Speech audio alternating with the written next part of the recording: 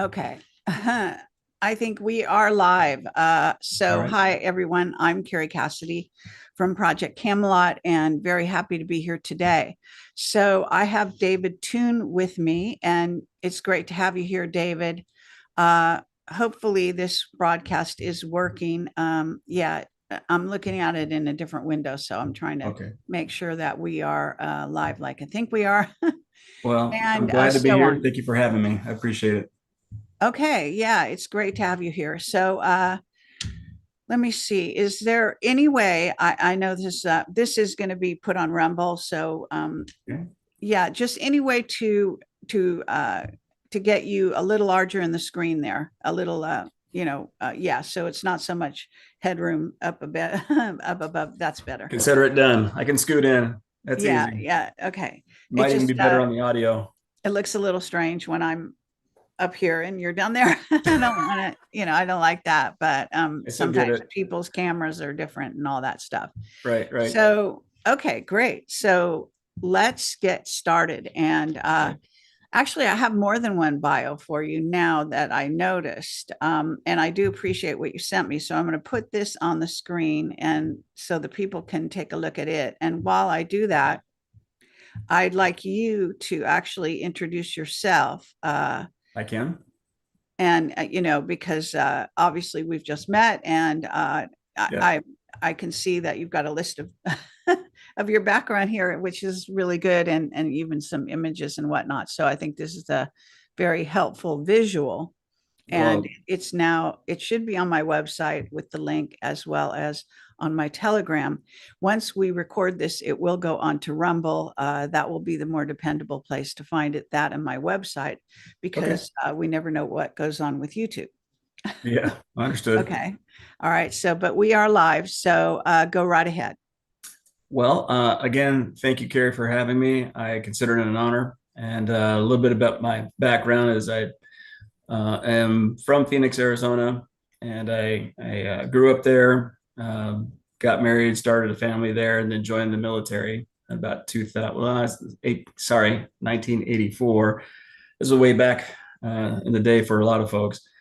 And then what I did is I started a family and started traveling Army style, as they do. Went around the world a little bit, mostly the United States, though, and I was blessed enough to get into military intelligence to start with. And then I got into flying helicopters after 5 years being enlisted. I went to OCS, Officer Candidate School, and started flying helicopters and got to do that, both CONUS and OCONUS, which would be Afghanistan and Iraq. So I did a little bit of Operation Iraqi Freedom 2, which is 2004, 2005 timeframe. Um, I did a little bit of contracting work after I retired in 2006 after 22 years of Army. And I went back to Iraq and Afghanistan to play another 6.5 years as a contractor over there. Um, in the meantime, while I was in the Army, I picked up a BS degree in liberal studies. And then when I got out of being a contractor, I joined up with Embry-Riddle Aeronautic University and picked up another BS degree in small UAS as unmanned aircraft systems. And the economy wasn't doing too well at the time. So since I couldn't find a job, I thought, I'll go ahead and stick around the campus here and pick up a master's. So I did that in human factors, and same scenario, got out of that. Economy just wasn't right. So I stayed for another master's in aeronautics with space studies. And then I got hired by Embry Riddle. It was kind of nice. I guess they just saw so much of me, they said, might just hire me. So yeah, I did a little bit of electronic warfare, intercept systems work when I was in the Army. Then did a little bit of aviation work where they let me fly scout helicopters, Hueys, and AH-64 Apaches. And as a contractor, I did some flight technician work with aerostats, which are these big white balloons that hold $1 million cameras underneath them for force protection. And one of the things that has brought me here on your show, Carrie, is the time I spent at Embry-Riddle. I came across some videos that perplexed me, weather videos, and led me to join MUFON back in 2015.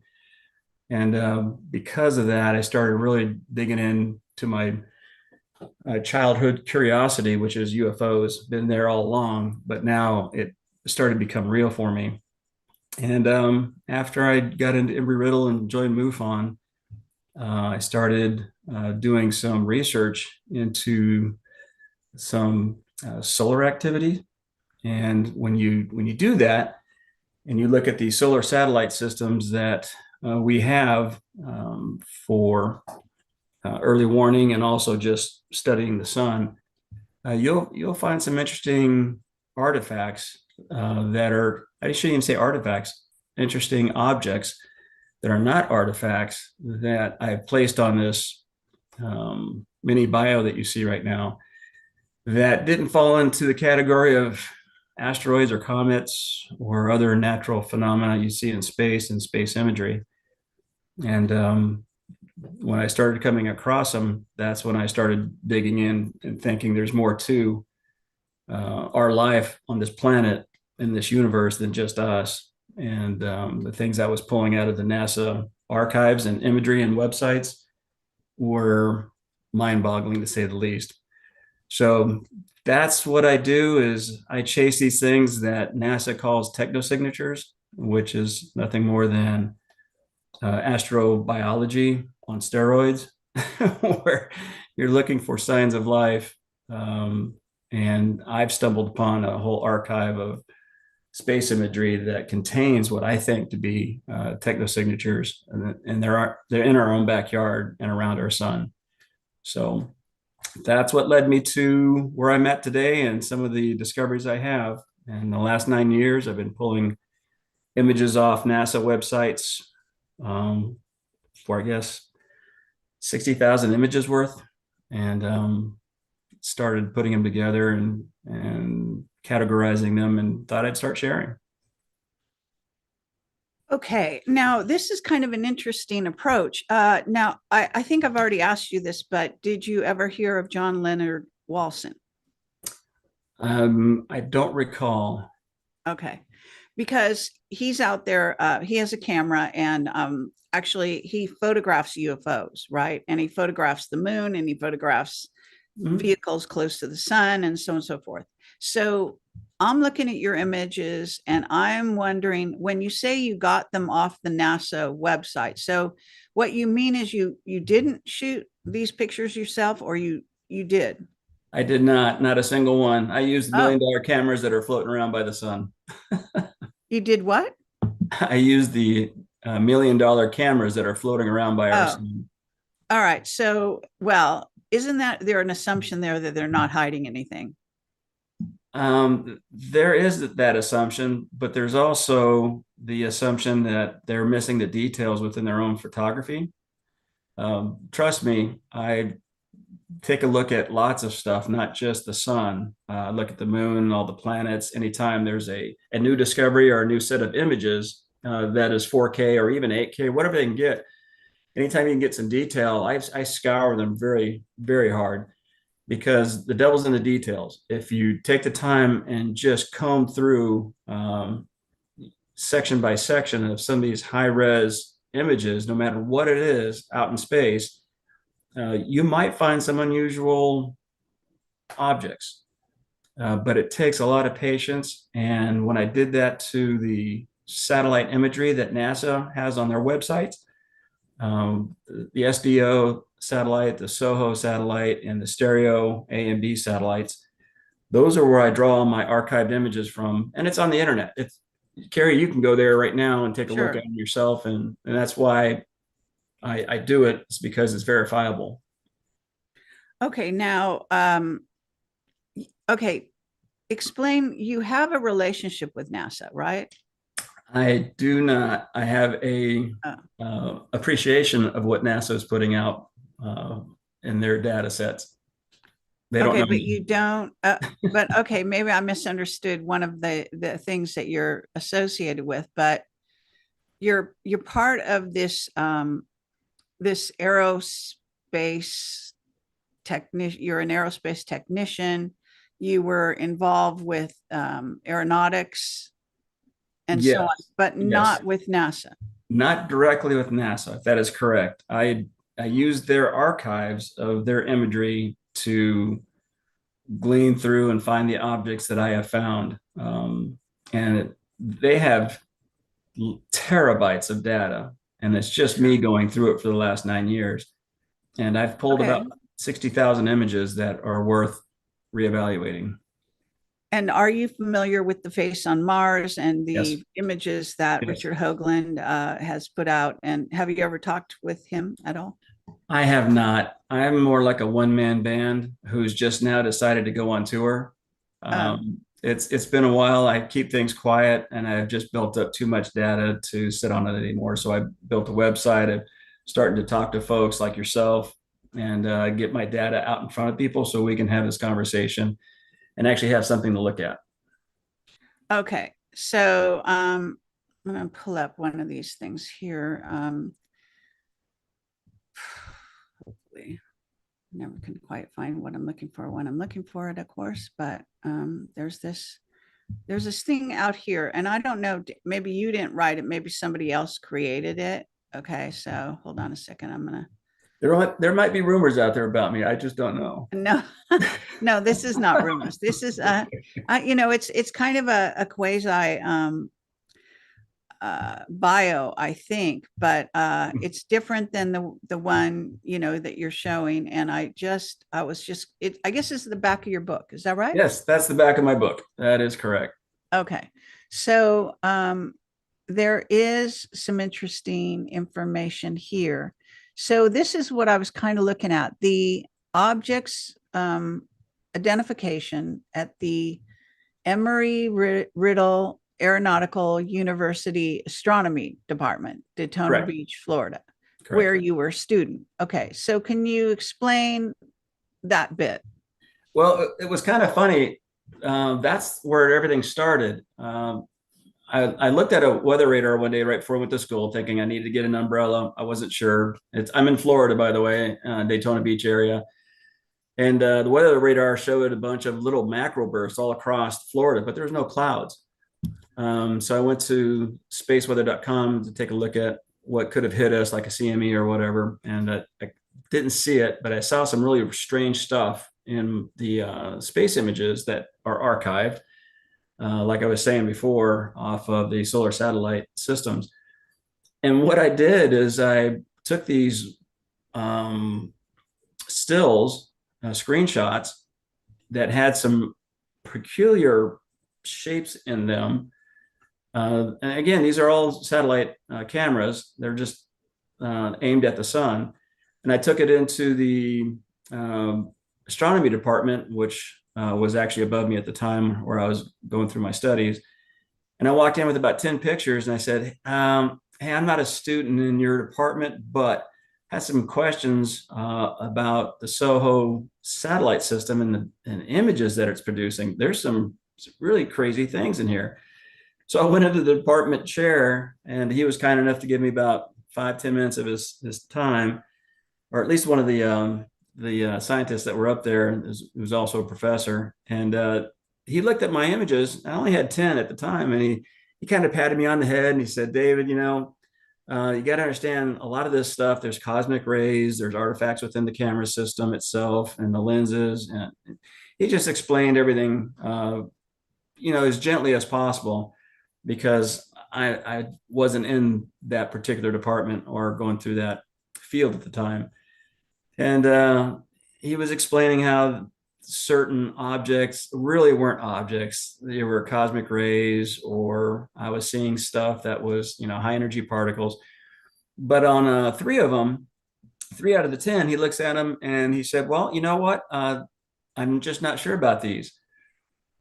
And I said, seriously? And he goes, yeah, they do look a little bit interesting. So I ran out of his office, and that's what started my pursuit into the archives of satellite imagery to find things that are outside the norm. And it turns out there's a lot of things that are outside the norm. You just have to know the field of study, what artifacts are, what is false, what is true, what is natural, what is unnatural. Otherwise, you chase sparkles and dots and lines all day long, and you call them all UFOs, and you look like somebody's just lost their mind. So I didn't All want to be in right. the category, so I went and checked. Okay. And you're something of an expert on satellite imagery. And you also are a helicopter pilot, right? Yes, former helicopter pilot. When I left the military in 2006, that's when I retired. I was a Apache pilot. Also had some time in the Hueys and Scouts.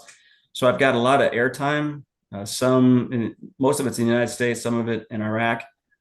So I've been in a lot of airspace, and that helps me be able to identify things that are in the air or in the sky. So yeah, I have some pilot time behind me, and even when I was a military intelligence enlisted guy, I had a top secret clearance. And so when I did electronic repair at the time, I was getting into all sorts of types of systems. So as I went through the ranks and then got to fly helicopters, my Apache, of course, has a FLIR system, which is a really nice sensor for picking out objects and identifying for targeting.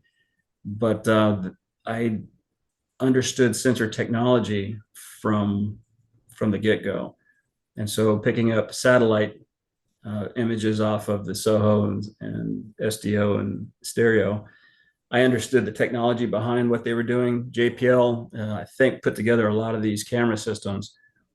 So it was common for me to find what artifacts were really trashing up the image and what artifacts were computer compression problems.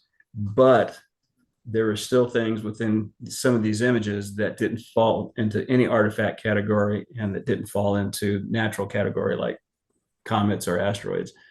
So my piloting and my electronics background really helped me pursue this endeavor. Okay. So, like I'm trying to kind of place your background and figure out what you've seen, what you haven't seen, what you're aware of, what you're not aware of, and that kind of thing. Yep. And it's actually not that easy based on because you're kind of Yeah. like an interesting combination of things, right? A Renaissance And man in that regard, correct. And Carrie, okay, I am a jack of all trades, so that's right. why it's hard to pin me down. But a lot of it supports this particular endeavor that I'm on, is because I do have an electronics background, I do have sensor background, I have flown in the air, I have Yeah. 1,200 hours. I mean, obviously. And Yeah. you've also been in related fields in aviation, right? I have, yes, the aerostat blimps that I used to fly in Afghanistan had $1 million cameras underneath them, and they were optical, they were IR. They gave us some FLIR capability, so we had the ability to see in different spectrums. And again, I'm comfortable with that, but that's exactly what satellites do. They give you a spread of spectrum beyond what the eyes can see. We're talking UV, X-ray, magnetism. So there's other areas along the visual spectrum that satellites can detect and pull, and that's where the fascinating part is.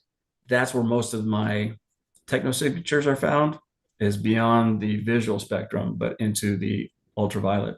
Okay, now as I don't know, helicopter pilot or what you're saying, and they had the cameras, you were on board with them. Mhm. So did you ever see anything anomalous at the time? And did those cameras ever record anything anomalous? Um, Good question. I was not one of the lucky ones like the F-15 pilots or 16 pilots. They chased the UFOs across the water. That would have been cool.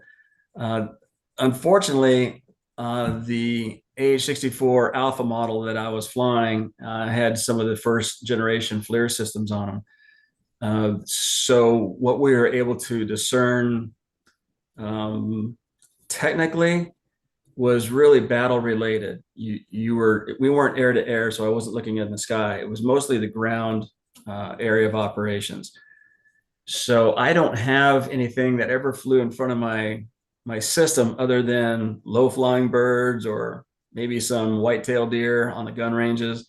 I don't have anything But cool. you were actually out there because you were you went back to Afghanistan, Right, right? So right. you had quite a tour, as they say, and I, I'm sorry, but I this find this hard to believe.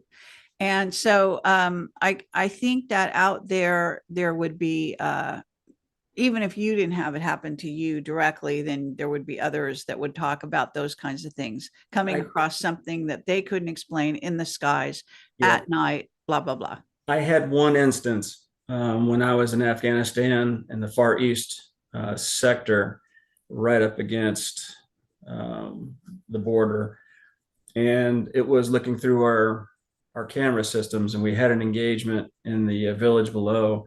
And what happened was the radio systems that we could hear and the camera that we were focusing on the village was really scanning for and helping out the command, because our images or what they were using to bring in the little birds, Apaches, or whatever they were to take care of the bomb makers in the villages and people that were doing small skirmishes and firefights. They would call in air support. And one night we had an instance where our special operations guys were out in the field and they had found some IEDs and pulled back, and they brought in some of the aircraft like Apaches and whatever to come and take a look and neutralize the stuff on the ground, because they could just shoot their 30 mic and blow the stuff up in the ground and everybody's fine. But once the air cleared, we had no more engagements for that night. About an hour later, I was still scanning, making sure that our forward operating base was secure. And since nothing was in the air and nothing was coming in, nothing was going out, I couldn't identify a object that had three triangular glow spots to them, because I know most of the fixed wing aircraft, the fighters come in, they have one or two jets in the back. This had three. And so when I saw it off in the distance and it sped off like a jet, it came around our area and then sped straight out. I couldn't identify it, but I know everybody in the headquarters section could see it, but no one talked about it. It was just far enough out where you didn't see the aircraft outline to say what model or type it was. So to be honest with you, I think that was considered an unknown, but in a battle space like that, it's easier to say, well, it's just something that the government has and we're not sure of, or it's from Sure. it's some other country's aircraft. But we were supposed to be clear of all aircraft during that time, and this thing whipped in and whipped out at pretty high speeds, and no one ever said anything. No one ever said, yeah, they're inbound to help out, or they're outbound, or they're crossing through. It just happened and they left. Okay. So, but you were flying, it looks like, in all these sort of operations in, I'm looking here, 2004 to 2005, then Right. 2006 to Right. 2012.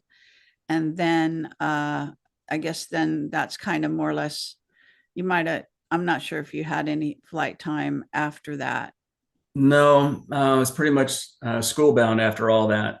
Okay. So So, that but during that time, what I'm saying, because I haven't been to Afghanistan, but I've been to the Middle East and I've been Mhm. to Africa and I've been in these various places where the skies are, there's not as much population. The skies are very clear at night. Right, And right. the chances of seeing some anomalous craft are much greater in places like Yes, that. To yes. say nothing of the fact that the military is probably doing a lot of stuff So whether it's ours or theirs, that kind of dilemma. Right, But right. still, I would still think that you would have seen or even been exposed to stuff like that. Now, I just want to show you, I want to share with the audience this particular, see if this will show up. Yeah, I think it will. Um, did I do it right? Yeah. Okay. So can you see what I'm looking at here? It's Yes, okay. It's actually, I want to draw your attention to this particular video, but this is John Walson's photograph. And I know John Walson. I think you could say fairly well. He's come to a lot of my conferences in the UK, and I've seen his equipment. He is a wild guy, and he's got a telescope like you wouldn't believe, and he's got like this camera that's gigantic, that's and perfect. these are our craft that he's photographed even years ago. See, this says Yep, 2011 yep, by the sun, right? yep. I've And got I've got similar. okay, fine. So you kind of recognize this. Now, Yes, we I do. believe, I mean, this is just, this doesn't mean it's correct, but I've interviewed a guy named William Tompkins. Did you ever hear of him? I have. Okay, now I interviewed him. He is Navy, and he was discovered when he was a kid creating models. He looked at ships and somehow could make models that were absolutely accurate. And so he came to the notice of the military, and they recruited him from then on, basically. Yep. And some of these ships, as Walson is photographing, actually bear a very close resemblance to Walson. I'm not Walson, but to to his stuff. Okay. Mhm. Um, so just I'm sorry. I'm just getting a little bit. I dropped his name. William Tompkins. So William Tompkins has these designs and of aircraft, and some of them look strikingly like some of these. And so I think it's very possible these are ours, and so on. So, what do you think? Have you seen these images before? I haven't seen this one in particular, but it's not shocking to me, All right. only because of the collection of images I have from NASA's archives. This is typical. It's almost nonsensical because your brain has never seen this before. So in this Right. world of astrobiology and technosignature hunting and all this kind of stuff, you're going to see some shapes that defy explanation. They're not ours because most of it's rounded, or just very differently organized than what we're used to. Uh, this is exciting. The fact that he's captured something this long on a video is incredible work. I use just the still photography that NASA provides. Um, Okay. Okay. So, well, I wanted to sort of show you that, and then I don't know if I can get back to the main page, but anyway, so let me just close that down for now. Now, I want you to share some of your images because I know you got some sitting there, and you also have a whole website full of images. So I do. let's have you sort of introduce your images with that sort of jumping off place here, Oh, not and a problem. Yeah. yeah, Let me dive right in then, if I may. I'm going to take over and put it on my great. side. Can you see my stuff there? Hold on a second. Yeah. Mhm. Okay. Yes. The one of the images you just showed could very well be something that SDO found as well. I don't know if you could see that very well, but Yeah. these are organized patterns that shouldn't be organized or anywhere near the sun. And every one of these that I've picked up comes from a solar satellite, um, either the SDO, SOHO, or stereo systems. And they're not asteroids, they're not comets. And in fact, pictures like this are one of a kind. There's no trail of pictures showing them coming and going. They're indicating that they have some speed to them. Here's one that is at I believe, a 131 angstrom system, and it shows some shape to it. And again, shot by a solar satellite system. So I go after images that kind of defy the logic. This Okay. particular object was one of the rare ones. I had three pictures of this one in sequence. It was a slow mover. It didn't come off the sun. It flew by the sun. And I still don't know what I'm seeing because I think they're technosignatures. I think they're off world. And this is about the size of Jupiter, maybe bigger. So when you start to realize the size and scope of some of these objects that are out there sitting by the sun, or at least flying by the sun, you know that they're not ours, and they're organized, and there's a bunch of them. So So when you get a photograph from NASA, you're kind of at the mercy of how close they are in. I mean, you can zoom in on it, right? But can you get, you can't really get higher definition, can you? what you're seeing is a little darker than what I see in my files because I think it's just the attenuation of signal. Right. Like this one here, you can barely see the lights going off to the left.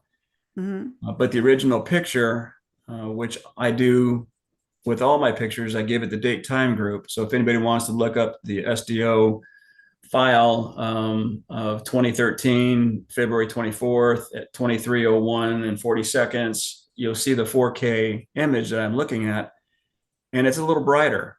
And you can see structure. It's not just a dark background. It's pretty amazing. So yes, there's more detail. And if you go to solarsuspicions.com, you'll see the detail. I have about 1,200 images posted Okay. there for people to enjoy. I don't know if you can see this one or not. This is off the surface of the sun. And it was just in one photo, Right. but it's pretty obvious something's leaving the surface of the sun. And it gives you enough detail. And even and on what I'm seeing right now, showing the screen, there's enough detail you can see it's pretty triangular in shape. Um, but it's not a comet, it's not an asteroid, and it's not a computer artifact or malfunction. And even here, you can see the CME has blown off to the right here, where all the plasma is going. But then you have this structured object. I don't know if you can see my mouse or not, but it's not normal. And those are the type of things that I'm catching Right. that don't make sense, and I think fall in that category of technosignatures that we need to have more discussions as a group, as a community. Okay. Now, in in terms of, you're photographing something that you think is anomalous or Yes. unexplained or whatever. So, and you have quite an interesting background. It seems that as a person that comes from the military, you might have like more access than say I do to get in there and question certain people, to talk to certain people, whether they be in NASA or, you know, I assume you saw the UAP hearing with David Grush and so on.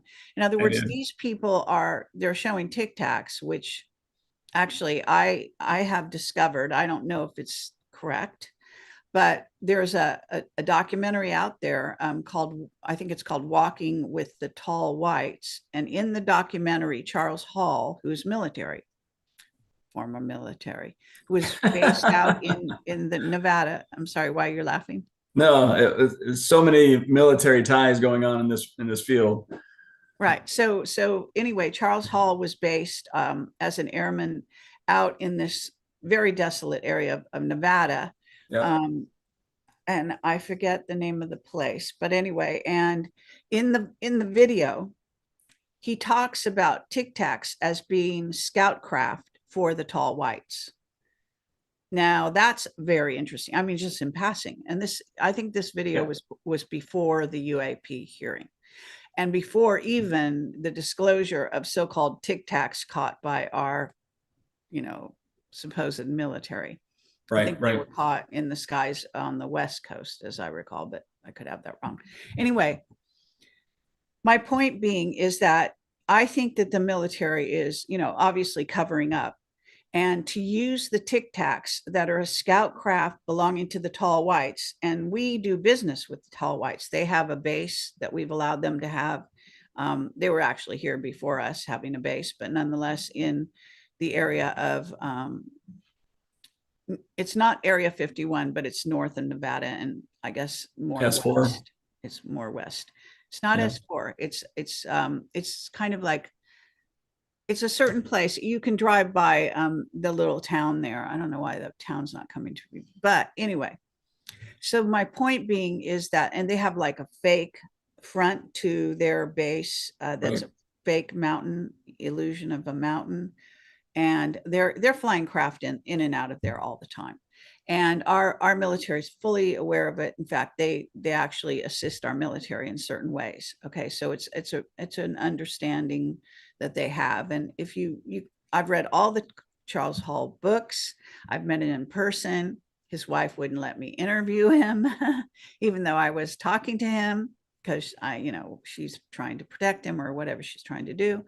Some would arguably say she's his handler, but nonetheless. So when I discovered that he said this about the tic tacs, I found that absolutely fascinating because there was a leak. There was a mistake made. And that is very likely exactly what they are, scout craft.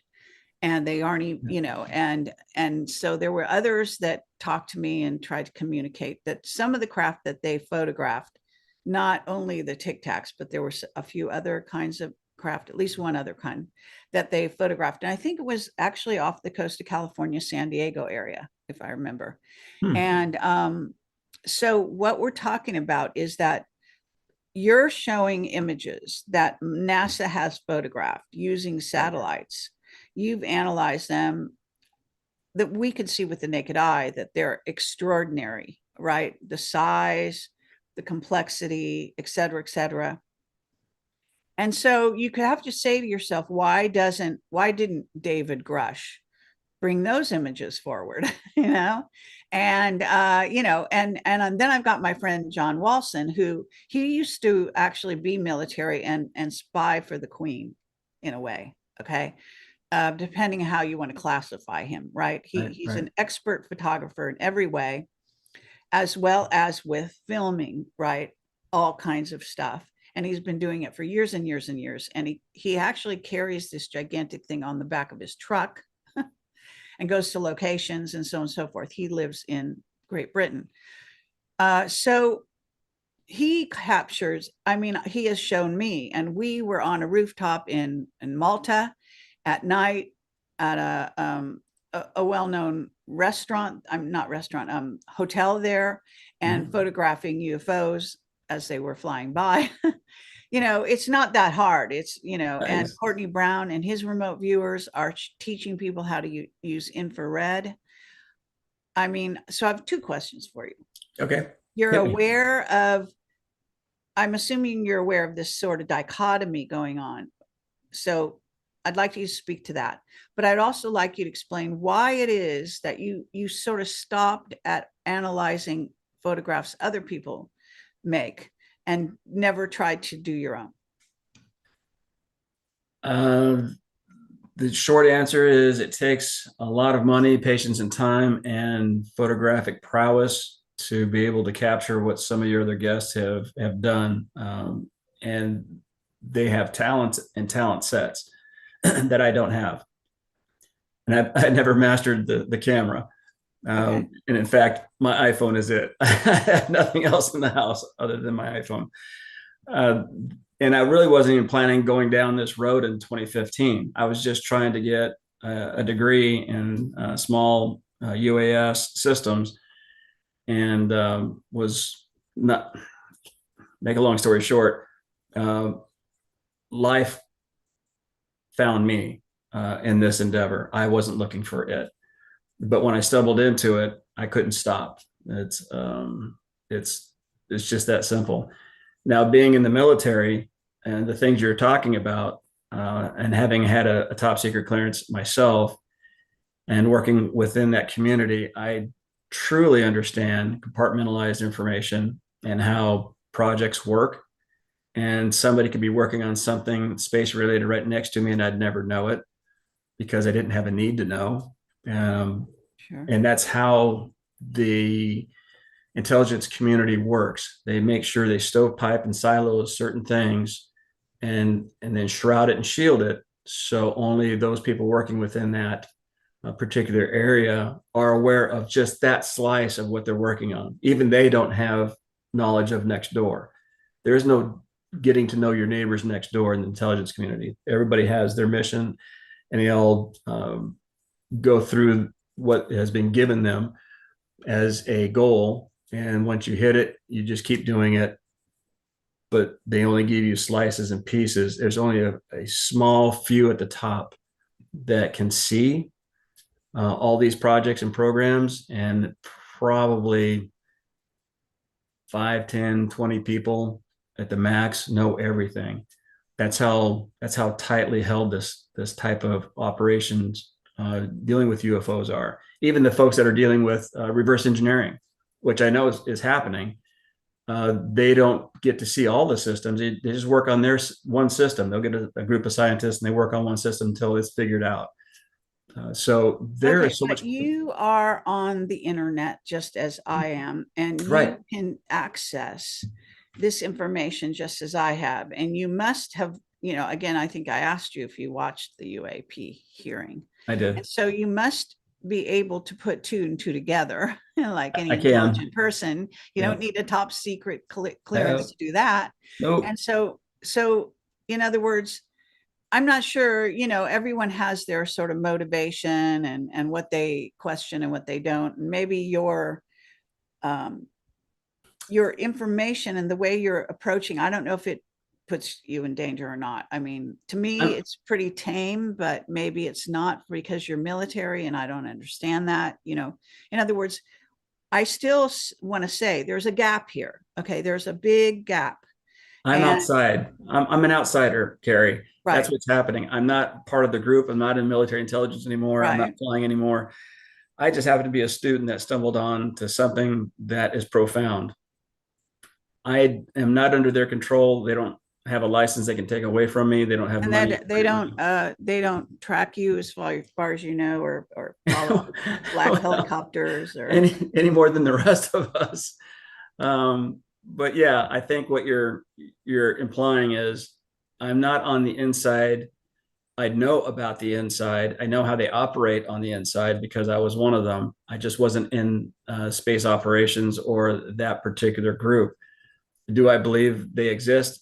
Absolutely. I am convinced.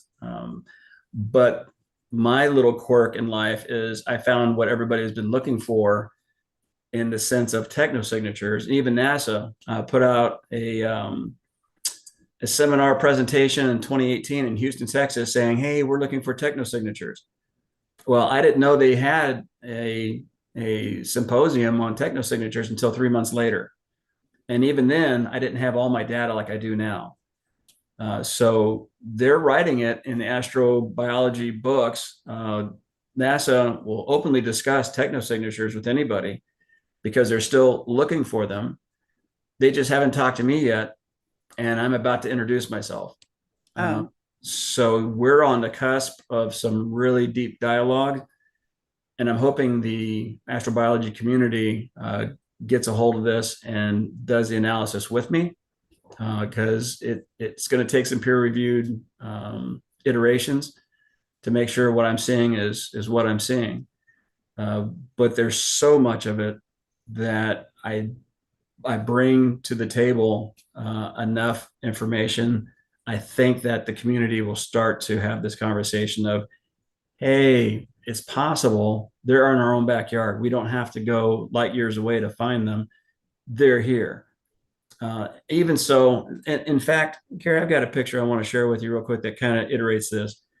Uh, Weather satellites, they don't look towards the sun, they look towards the earth, right? Mm-hmm.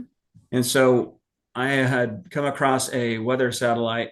I was just perusing one day. Let me see if I can find it here. And this is a weather satellite of Alaska. And it's usually just pure white in winter because it's all Alaska is, just snow everywhere. Right.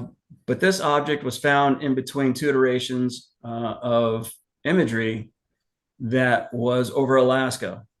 Right. I don't know what that is, Carrie. That only showed up in one image, and the rest was just snowbanks before and afterwards. And being a pilot, I look at this and I'm perplexed. I'm not sure what I'm seeing. So I've been trained to identify enemy aircraft. I know friendly aircraft. Obviously, you have to know both sides before you go to war, so you keep your guns pointed in the right direction. But in this case, I came across this weather satellite image, and I had to keep it because it doesn't tell me what this aircraft is, but it does have a peculiar outline, and it had some speed to it. Unfortunately, there's no rangefinders on weather aircraft or even solar satellite aircraft, or excuse me, solar satellite systems. So there's no way for me to tell you how big this thing is or how far off the ground it was. Okay. Obviously, it's not casting a shadow, so it could be close by the weather satellite itself. But just the shape was enough to make me Yeah, go, well, it "This is looks this is a crazy." little bit more like a platform than an actual craft, but that's just the way it looks Yeah, to me. isn't that interesting? And you got a little bit of trail behind it. Looks like it made a Yep. right hand turn there, but it's fascinating. So yeah, there's a Okay, but I guess, and I don't mean to, or maybe I do mean to, but you can put mean you on the anything you hot want. seat, because my work and stuff. So I'm just trying because I don't get to talk to people that are doing something like you're doing that often. And I also am curious because you've got the military background, you've been in these various situations. And not only that, but we haven't even addressed the fact that you were part of MUFON. And I forget what your exact title was, but you did that for a few years as well, right? I still do it. I was the Oh, chief all right. investigator for Florida for about 4.5 years. And when I had some health issues, I gave it up and just remained as a field investigator. So I get to do that still, and I enjoy it. Okay. Okay. So, but you are, as a field, I mean, I've actually reported sightings to MUFON. So I Perfect. was field investigated, I guess you say, Yes, you were. out in Malibu. That I took some interesting photos and they didn't know what to make of them. One of them did appear to, or seeming to be an image of satellite actually being launched. Oh yeah, yeah. Um, Like and Starlinks. and then at the same time, there was I actually I don't know why I did it, but I photographed that and then I turned my camera. And the time I had one of these older kind of cameras, and it captured this stuff that I didn't know it could. Okay. Hmm. Which cameras now don't seem to be able to capture as well. And I got these amazing things in the sky. And it's on a documentary that I made called it's called Have You Seen a UFO? And it's actually on my website. So if you want to see that, they made me a drawing. I don't know how to explain it. The ETs took their Right. craft. I have to assume it's ETs. And they made me a drawing with what looked like a dragon out of craft. Like it was almost, Interesting. oh, maybe there were drones back in the day because we think they just came up with drones relatively recently. But Yeah. this was many years ago. I don't remember. I think was in Camelot, but I've been doing this for close to 20 years now. And so it could have easily been right before Camelot or right in the early days. So we're talking quite a long time ago. Anyway, I have those pictures, those images. And so I did have a MUFON person come and interview me, but they didn't really, go anywhere. So anyway, what I'm trying to say about this is that you're an investigator, you investigate anomalies in the sky or wherever people call into you, and Yes. and And yeah, I'm not going to be shy about it. I've had people on my show even talk about the CIA link to move on, and you say that you don't have that link. They haven't come to you and asked you to report to them or any of that stuff. I know Just nothing. all right, and that's fine. Okay, that's fine. Yeah. But what I'm trying to say here is that again, we have this. You're sort of tangential to all this peripheral information that's actually moving into the mainstream as we speak, right? Yes, It's yes, becoming acknowledged, it's becoming acceptable, it's no longer a giggle factor. And there are also, I have actually a clips from the UAP hearing that we worked into a short, um, I don't know what you want to call it, mini documentary type of thing, very short. And what it does is highlights some of the things that the Congress people said, specifically towards the end of that conference. And this is public. And one of what they reached, the conclusion they reached, is even in that short time of the conference, was that UFOs, they call them UAPs now, which who cares? But the thing is, they said we're a potential threat. They're in our airspace. The pilots, there was an expert pilot there testifying, as you may remember.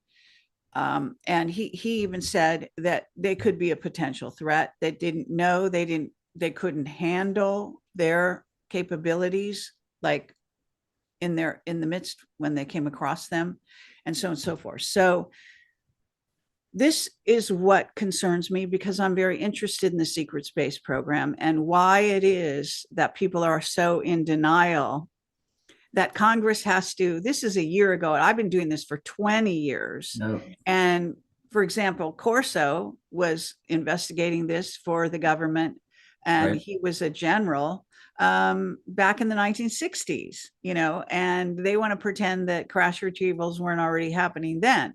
So correct.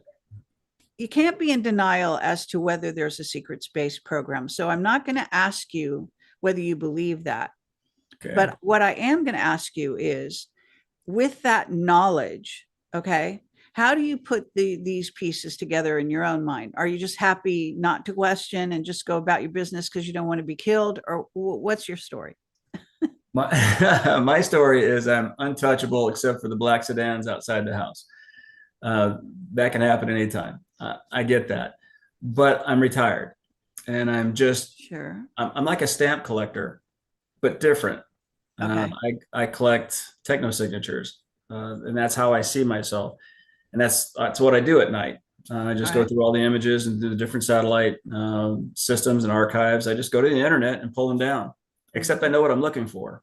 That's why I see the spectacular images that you'd seen earlier.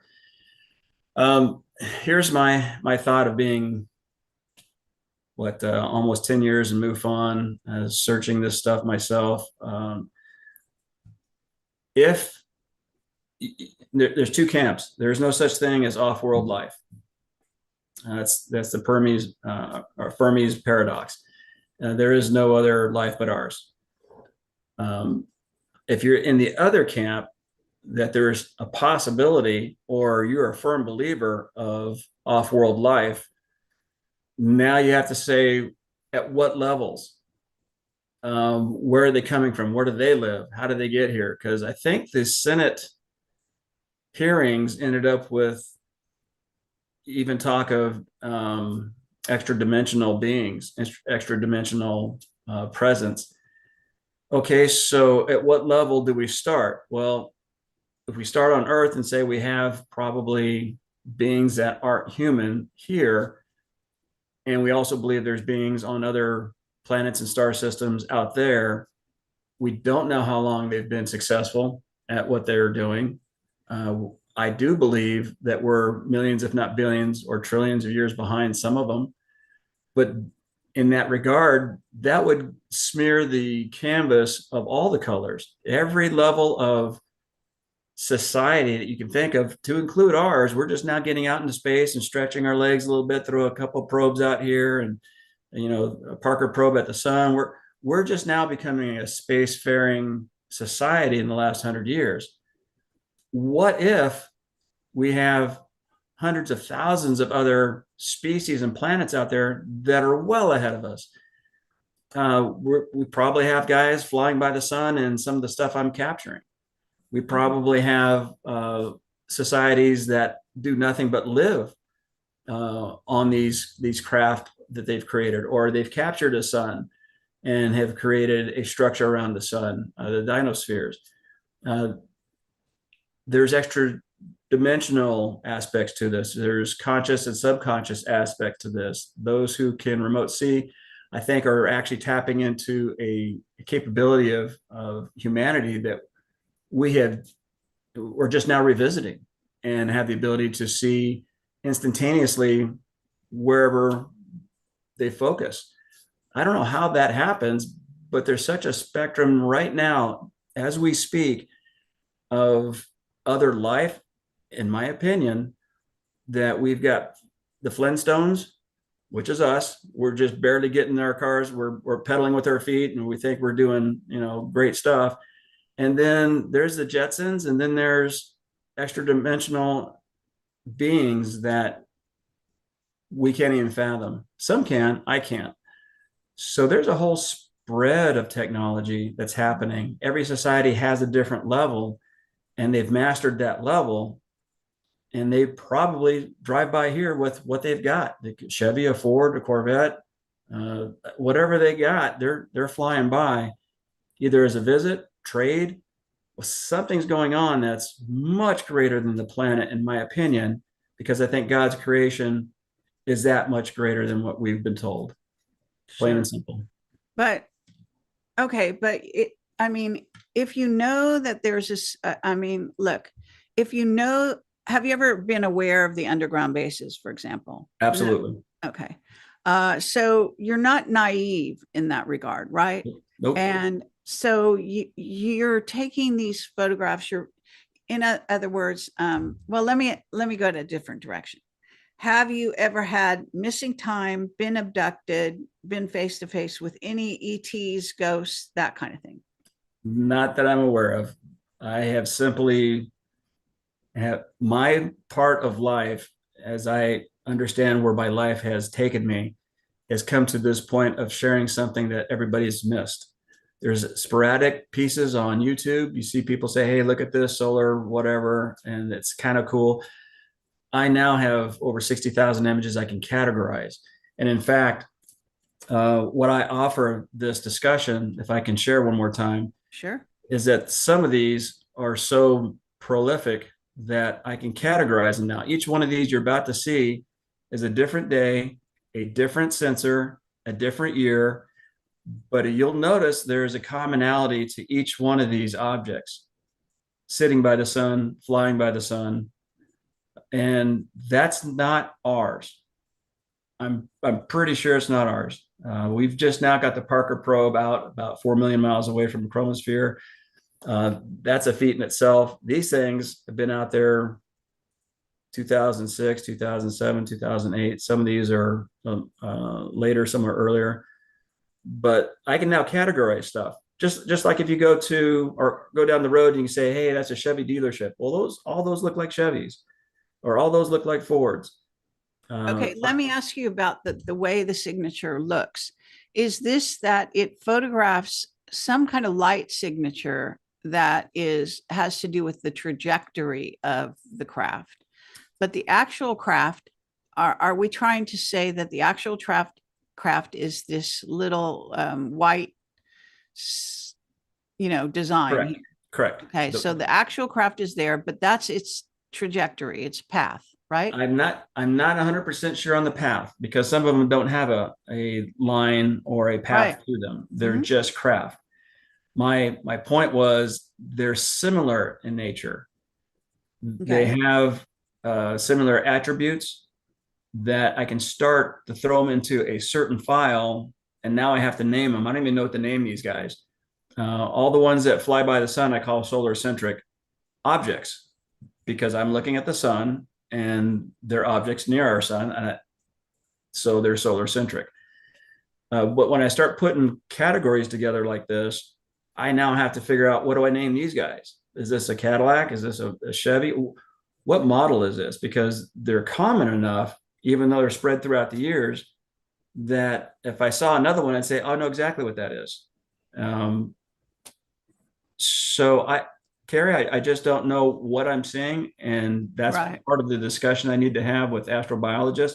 Astrophysicists are nice, they're fun, they're neat people, but astrophysicists aren't looking for life. And in fact, in the lunchroom, astrophysicists don't sit and eat with astrobiologists. They're just two different worlds completely, and they don't understand each other a lot of the time Okay. because it's two different focuses. I'm an astrobiologist, citizen scientist. I have submerged my life into this because I find it fascinating, Mm-hmm. and it also has expanded my Christian background. When I was growing up, I grew up in a Christian home and have that background, and so I was even a deacon in one of the churches as I was growing up. When I see stuff like this, it expanded my paradigm to the point where I'm like, no one ever taught me this in Sunday school, yet I'm seeing it. And Right. so I'd had to go back to scripture, and sure enough, there's scripture in there talking about those who tabernacle in the heavens. All of a sudden, I see God talking about these things, but I didn't have that paradigm shift until I started seeing these objects for myself. Then I realized it's not just us and God; it's God's creation on so many levels and so many scales that we're just now waking up to it. Okay. Now you kind of talk about yourself as if you're kind of in a very isolated silo doing your work, right? As siloed as I can be. Okay, but you're in MUFON, right? I So am. people are aware. It must be you must have shared with the MUFON from time to time I your work. do. I do. Okay. Sometimes I give presentations that Okay. do nothing but focus on techno signatures. All right. Um, and you live in Florida. Are you aware of like the story, for example, that Jackie Gleason showed up at, I think it was Nixon's door, if I got the right president, or it was somebody like Nixon, but he showed up at his door one night and said, "Would you like to see an alien?" And then took him to an underground base and showed it to him, and Yes. changed Yes. his whole world and his whole life. No, I think it was the other way around. Maybe it was Nixon showed up to Jackie Gleason's door. Yeah. And Yep. Jackie Gleason was never the same after that. So you know about these stories, right? Oh, I do. And it happened to me. Oh, what do you mean it happened to you? The uh, the very first picture I ever found, and I suspected I was going to find it, was this one. This Oh, is the techno signature that started me down the path of the last 9 years. okay. It was found on my daughter's birthday, February 1st. So I thought it was pretty special. Right. But when I saw that, I realized um, I had never taken that into consideration in any of my religious studies. I went to a Bible college. Again, I know scripture backward and forward, and it never dawned on me that creation was so much more than just what we have here on this planet. And I didn't know who to talk to. After I found that one picture I just showed you, I didn't talk to anybody for like 2 days. I was just like, okay, I found what I was looking for, but now what do I do? No one's going to believe it. They're Yeah. they're just going to mock me. Um, So yeah, I siloed myself and just started collecting pictures like that until I had enough to show the world, and that's when I built my website about a year or so ago. And in fact, the okay. website's only half built. My webmaster, poor gentleman, was fighting cancer, and he didn't make it, and only had the website built about halfway. But I hadn't had anybody touch it since. All the pictures are original there, and you can download them. As you see it on the pictures themselves, if you download it, you'll see the date time group of the picture itself right up here at the top left corner. See where it says SDO? Uh, all that right there is exactly how you find it in the archives. And it's anybody can go back and verify on their own. They can go find their own techno signatures. It's all there for people to see, and there's Okay. plenty. Well, can I ask you? I know I've got people in the chat. I think they're asking questions, so I'm going to try to grab Oh, some of those. sure. Sure. One person wants to know, have you had any dreams? So did you have dreams? And I want to sort of complement that question by saying, have you had something, I don't, I'm sorry, I don't, I know it's a little strange, but, and I understand where you're coming from, but from my perspective, with my own trajectory, let's say, um, you know, you would have had to have an what they call an inciting incident, beyond just photographing an image. In other words, you then made it, you said you've got 60,000 in, if I remember the number, Yes. uh, images now. Right. And, you're driven. In other words, you're a driven man, I would Yes. say. And so what you're really trying to do, I think, is disclose the truth about our Yes. world and our Yes. universe or multiverse, whatever you want to call it. And I want to know what's driving you. Like, it doesn't seem logical where you just unquestionably said, okay, here this thing is, I need to do this and photograph it or whatever and have it at, collect all of these. You must have questioned yourself and said, well, am I having dreams at night where I'm being, guided or being talked to or being, is there an alien guiding you? What the hell is guiding you? That's a really good question, Carrie.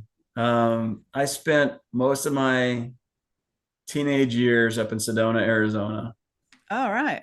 I can't tell you how many days I just laid on the red rocks in the middle of the creek thinking I don't want time to go on any further. That's when I picked up my first book, Chariot of the Gods, and would lay on a cot in the middle of the field, and stare at the stars, going, if they're there, I would sure like to find what that is. Well, I saw dozens of UFOs in Sedona. They're easy to Yeah. see because the sky is so clear. Yes, yes, and it's a perfect place. I was really blessed to have family that allowed and afforded that to happen. So that's what started me.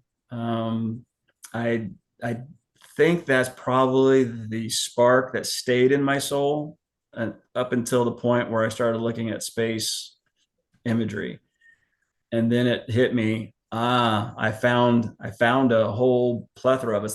It's like striking gold in the middle of the desert. You don't Mhm. see it until you actually hit it, and then you realize I've got a vein here that people need to see, and I want to share it. I want others to find the same stuff. Right. I don't want to sit on this and say, "Hey, it's mine. You have to pay for it." No, it's not. You can download all 1,200 images if you want off my website. I just want to share, and the goal is to have a conversation that leads to disclosure. I'm so tired of the military system, the government system of suppression.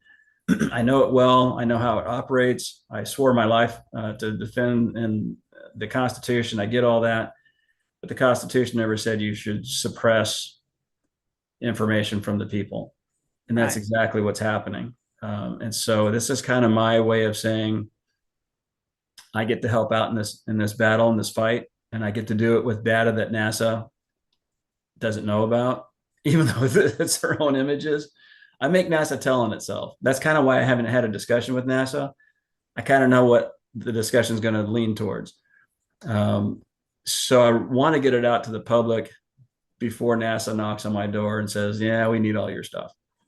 That's Right. why the website exists, and certain thumb drives in certain places in case I go away exist. The usual that we all do to try to make sure this information gets pushed into the future, so that we're protected. And if we're not protected, at least we can leave a legacy. Okay. So, and you have a book out, right? Are there I do. photographs in your book? Oh yeah, yep, yep. Okay. Some of the ones that you saw tonight Yes. are in the book, but the website has most of them. Okay. And do you have any others that you want to show us while we still have you on the show? Well, there's actually plenty. Let me see if I can pull back into my Okay. And while you do that, I'll just look in the chat and see if there's any burning questions that yeah. anyone has. not a problem. If you go to Amazon, this is where you're going to see my book. This is Solar Suspicions, and this is where the extra pictures and the story of how this all happened is sitting right now. Also, what I found early on was um, NASA likes to kind of hide things. And so when you see a real high resolution image of the moon or something like that, please scan it, because you're going to find objects like this sitting in craters that are actually floating or have the appearance of Yeah, floating. It's casting yeah, a shadow.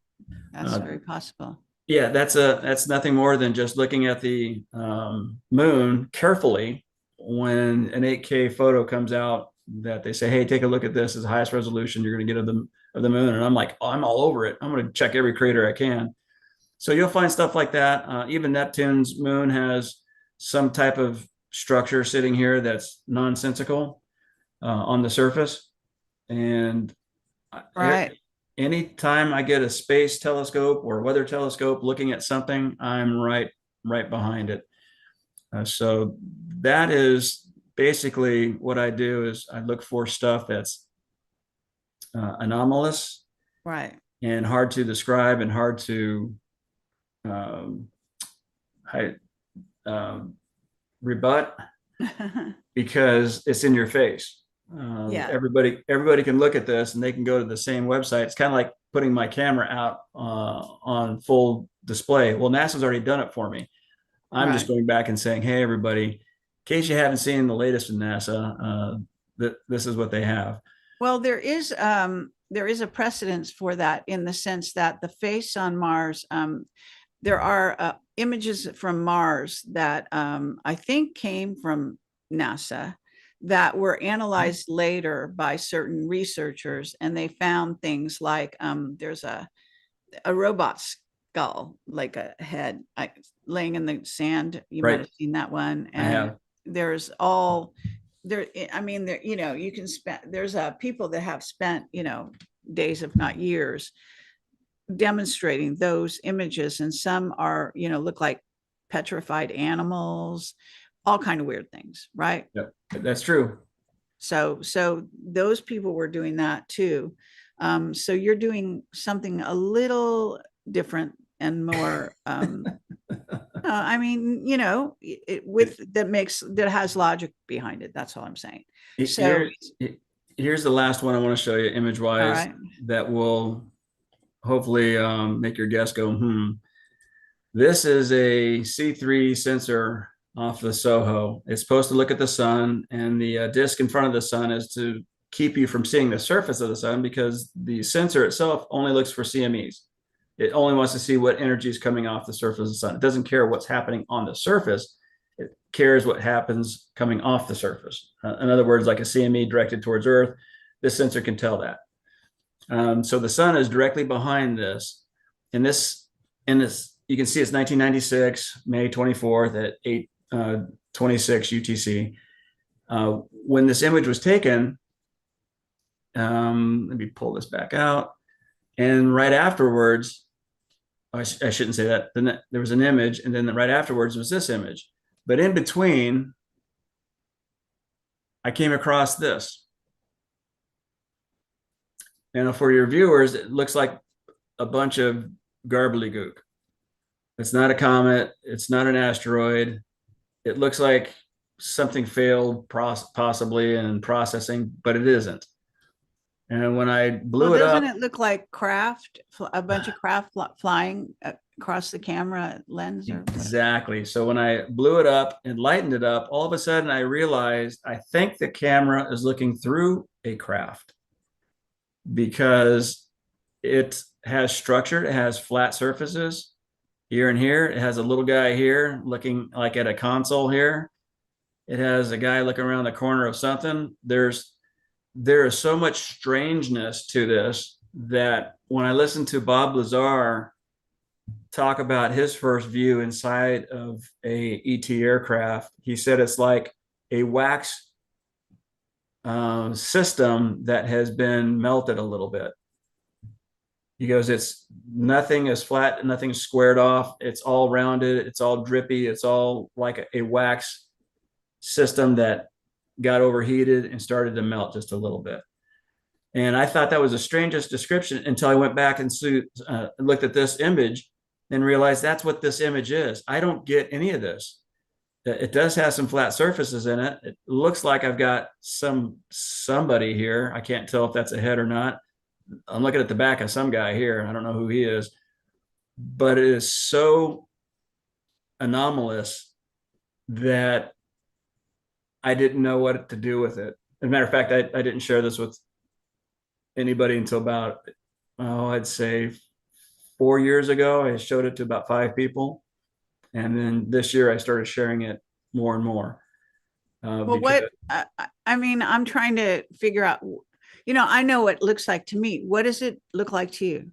it looks like I'm looking either through a cockpit of a ET vehicle, or this ET vehicle picked up the satellite and is either doing maintenance on it, looking at it itself, because the next image, it's totally functional and looking at the sun again. So somewhere in between, let's see, let me get the timing for you.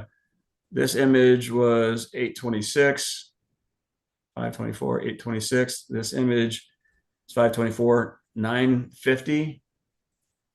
So when you look at this image, it says 8:51.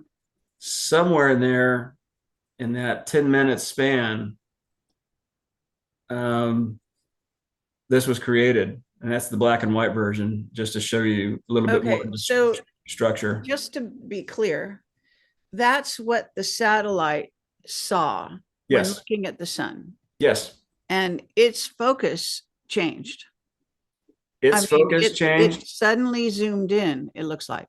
It's actually, I think, infinity type of focus where it can capture anything at any distance. I'm not a photographer. I don't know what kind of lens is specifically on this particular sensor.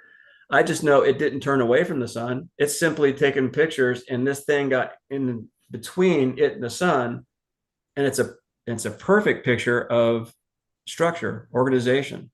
Right, but it's not, Something. you're saying a thing. It looks like many things. Yes, yes.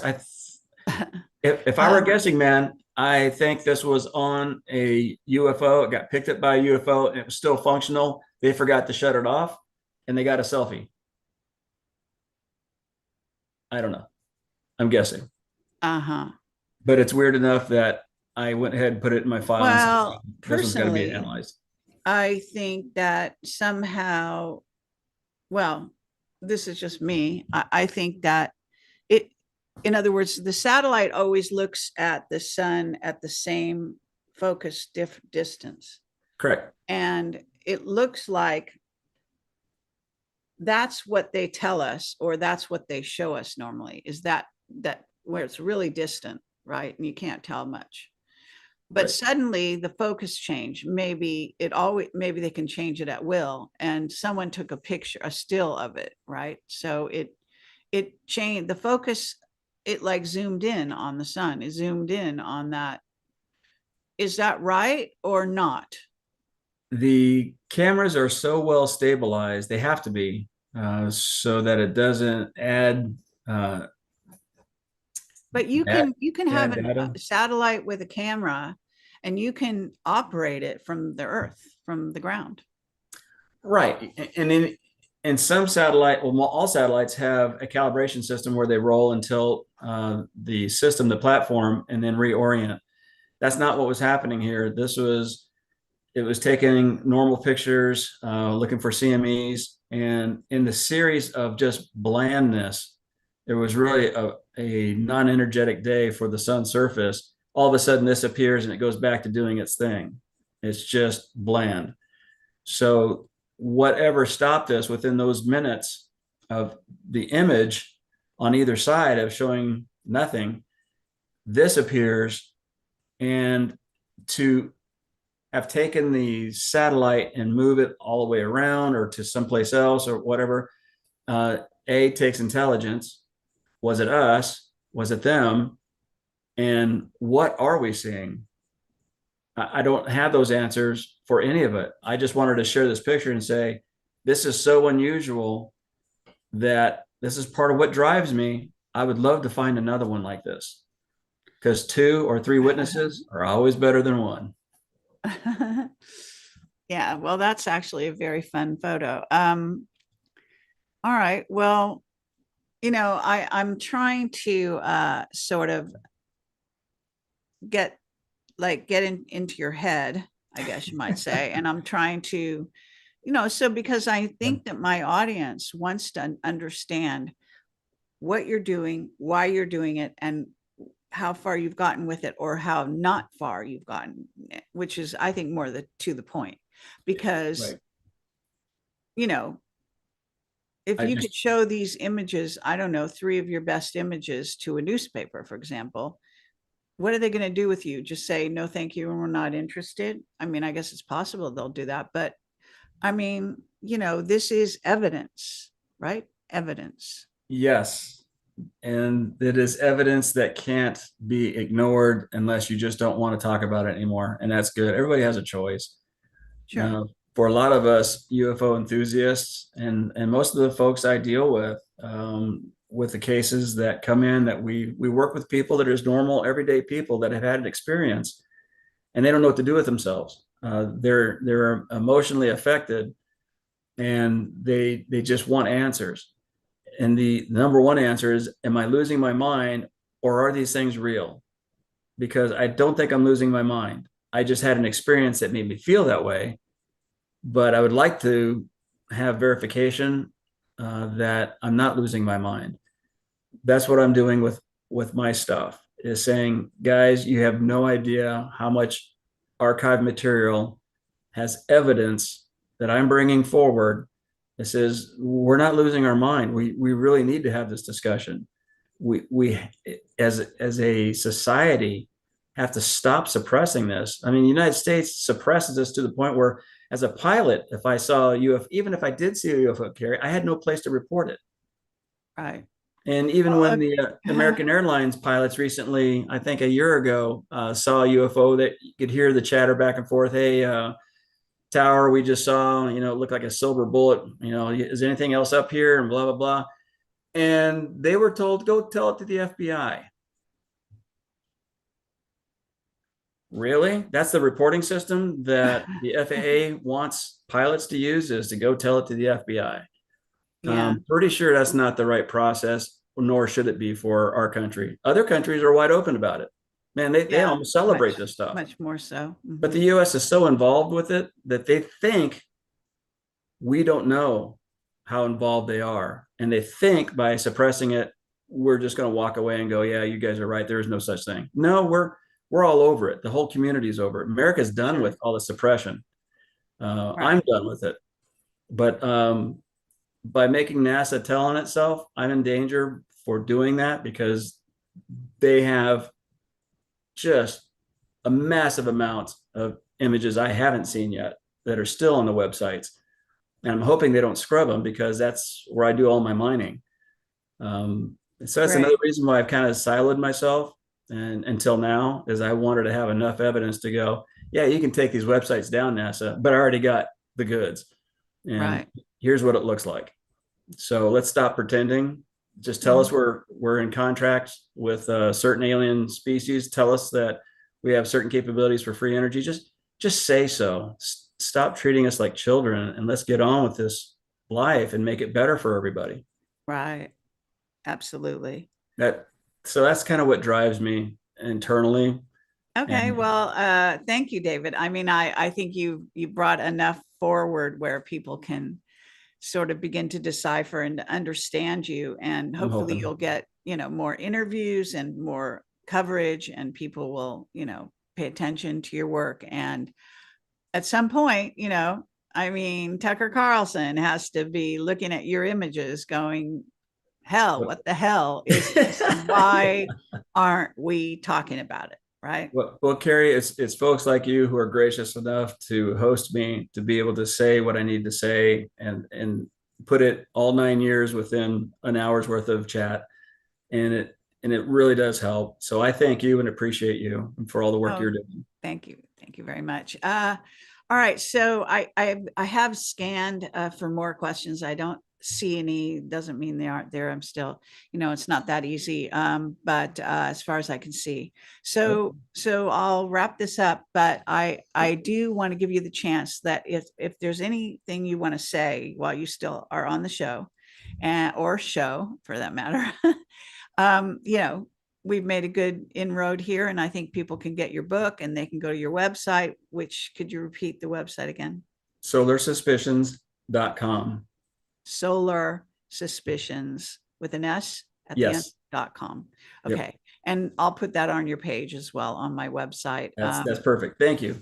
Yeah. So thanks everyone for watching. I hope that you'll come back to me and that something will happen, that this will, I mean, maybe you should have been presenting at that UAP hearing, and maybe next time it comes around, you will be. I'm hoping. It's just part of the discussion. I don't have the answers, but I have a part of the discussion I think that will accentuate and help us get a little further down the road and just stop all the denial and just say, yeah, it's here. We're here. It's Sounds time. good.